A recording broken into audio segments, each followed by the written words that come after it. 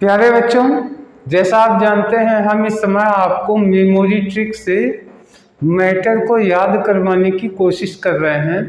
तो आज हम ऋग्वैदिक कालीन देवताओं के बारे में आपको हम याद करवाएंगे कि वो कौन से देवता थे, उनका किस चीज से संबंध था।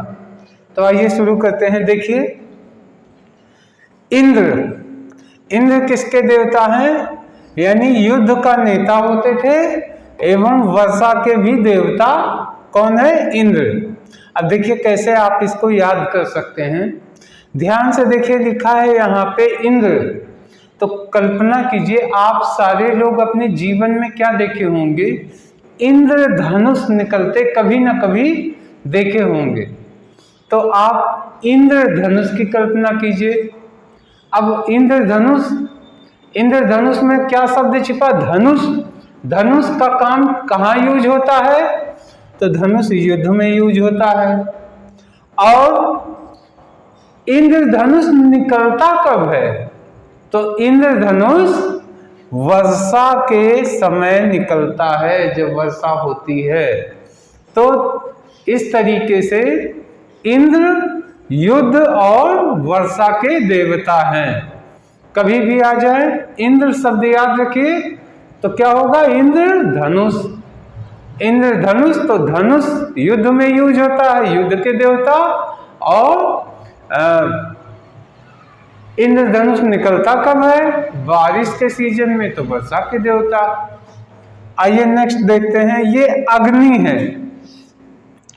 अग्नि ये क्या करते थे? ये अग्निदेव जो है देवता और मनुष्य के बीच ये मध्यस्थ होते हैं। तो देखिए क्या होता है वास्तव में, जब हम यज्ञ करते हैं तो यज्ञ में क्या होता है? अग्नि जलती है और जो कुछ भी हम आहुति डालते हैं वो कहाँ जाती है? वो देवताओं के पास जाती है। ये हिंदू धर्म की मान्यता है। इसीलिए तो हम लोग यज्ञ करते हैं और यज्ञ में हवन करते हैं। तो अग्नि में ही तो डालते हैं यज्ञ में। तो अग्नि ही मनुष्य और देवता के बीच मीडिएटर हो गए। तो वही आपका हवन का सारा दान पहुंचाते हैं देवताओं के पास। तो आशा है आपको अग्नि भी याद हो गया होगा। अब देखिए वरुण। वरुण में ध्यान से देखिएगा, वरुण को बहुत आसानी से आप याद कर सकते हैं। जो धरती की यूनिक चीजें हैं, वरुण लिखा है ना, तो इसको कर लीजिए बड़ी बड़ी जो चीजें हैं उसके देवता वरुण हैं। वरुण में क्या छिपा है? बड़ा। तो कर लीजिए बड़ा। अब बड़ा क्या चीज है? बड़ा देखिए पृथ्वी है। इस धरती पे सबसे बड़ी क्या है? पृथ्वी। आसमान में सबसे बड़ा क्या है? सूर्य। तो जितनी बड़ी चीजें हैं, यानी पृथ्वी बहुत बड़ी है, तो पृथ्वी, सूर्य, समुंदर। देखिए समुद्र भी बहुत बड़ा होता है। यानी नदियों में सबसे बड़ा क्या होता है? समुंदर से बड़ा कोई नहीं होता। नदियां समुंदर में मिलती हैं। पृथ्वी से बड़ा कोई नहीं है और आसमान में सूर्य से बड़ा कोई नहीं है। फिर आ जाते हैं पूरा विश्व। ये पूरा विश्व सबसे बड़ा अगर क्या है तो हमारा विश्व है ना। यानी छोटे देश तो विश्व के अंदर छोटे छोटे होते हैं, इकाइयां। तो सबसे बड़ा विश्व हो गया। और दिन रात और ऋतु परिवर्तन। तो ये समझ लीजिए वरुण में, बस ऐसे मोटा मोटा जानिए कि वरुण बड़ी चीजें क्या क्या हैं? तो बड़ी चीजें धरती हो गई यानी पृथ्वी, सूर्य हो गए बड़ी चीजें, सूर्य, समुंदर बड़ा हो गया, ऋतुएं बड़ी होती हैं। अगर ऋतुएं ना हो तो हमारे भोजन पानी ये सब मिले ही ना, क्योंकि खेती अलग अलग ऋतुओं में अलग अलग हम खेती करते हैं। तो ये हो गया। दिन रात भी क्योंकि विश्व और इन सब के अंदर ये आता है, तो दिन रात भी।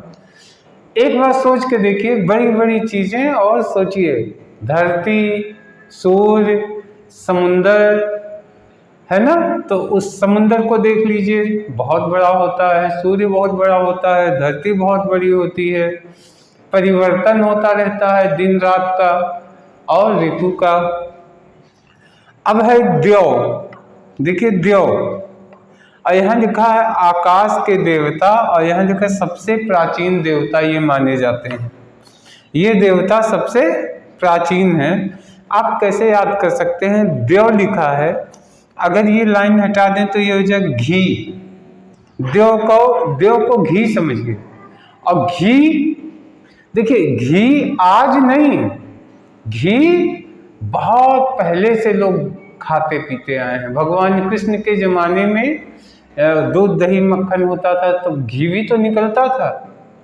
और घी जो होता है, कल्पना कीजिए कि आपने खाना बनाया और घी को चूल्हे पे रखा, पिघलाया, तो जब घी पिघलती है तो उसकी खुशबू बड़ी अच्छी होती है। तो उस घी की खुशबू महसूस हो गई तो आकाश से देवता भी चले आते हैं उस घी की खुशबू लेने। आकाश से देवता धरती पे आते हैं और क्या लेते हैं? घी की खुशबू लेते हैं। अब नेक्स्ट आ गया सोम। यहां लिखा है वनस्पति के देवता। तो सोम को कर लीजिए शाम, बहुत आसान है। शाम का समय हो और खूबसूरत वन में हरियाली बनी रहती है। वन में आप अपने परिवार के साथ क्या कर रहे हैं? घूम टहल रहे हैं। आखिर घूमने टहलने को ही तो लोग वन विहार कहते हैं, वन में विहार।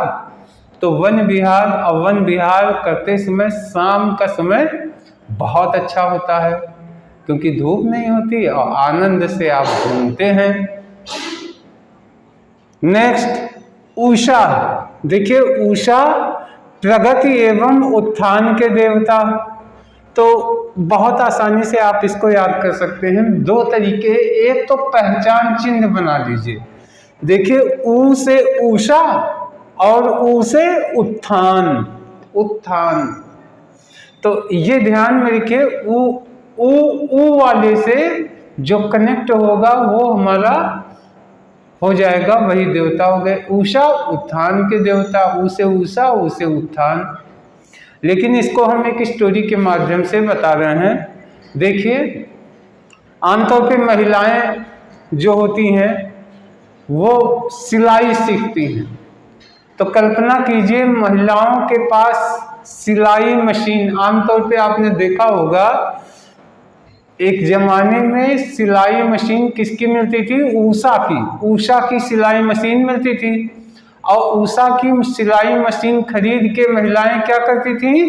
कपड़े सिलती थी और उससे पैसे कमाती थी। तो उनकी क्या होती थी? प्रगति। उषा सिलाई मशीन खरीद के सिलाई करके महिलाओं की प्रगति होती थी और उत्थान भी हो जाता था।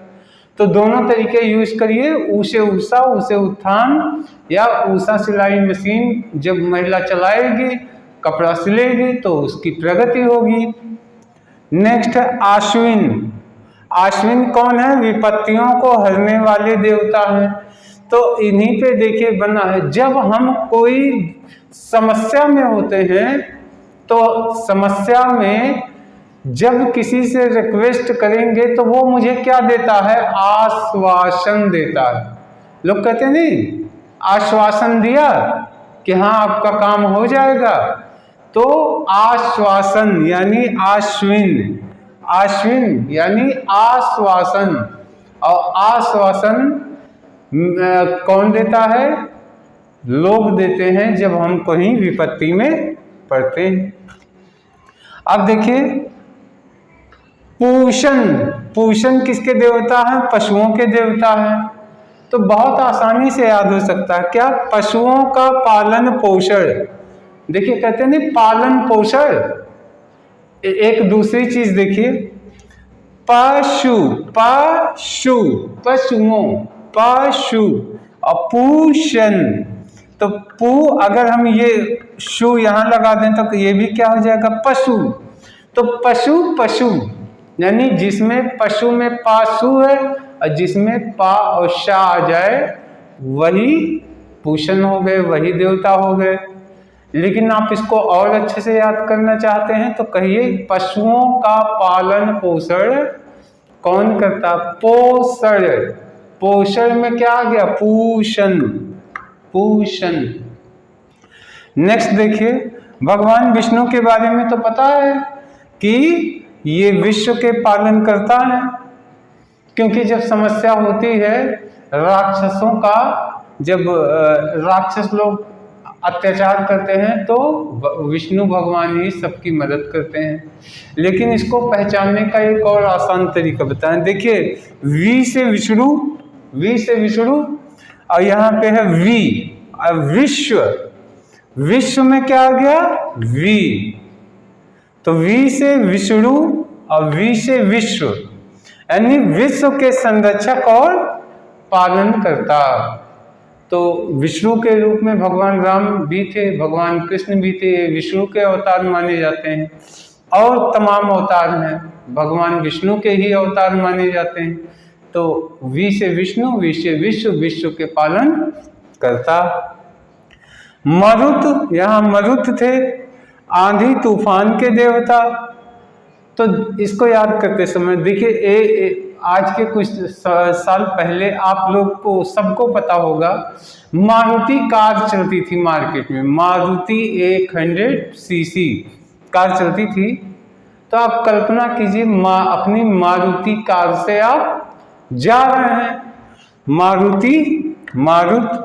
मारुति कार से आप जा रहे हैं, रास्ते में क्या आ गया, आंधी तूफान आ गया। जब आंधी तूफान आया तो कार इतनी हल्की थी कि कार उड़ गई, अब वो हवा में उड़ते हुए आपको उसने पहुंचा दिया। तो मारुति कार से जा रहे थे तो रास्ते में क्या आ गया, आंधी तूफान। तो इस तरीके से प्यारे बच्चों, इस तरीके से आशा है कि आपको सब कुछ याद हो गया होगा और आगे भी हम ऐसे ही मेमोरी से संबंधित आपको टॉपिक को मेमोरी से याद करवाने की कोशिश करेंगे। तब तक के लिए धन्यवाद, नमस्कार।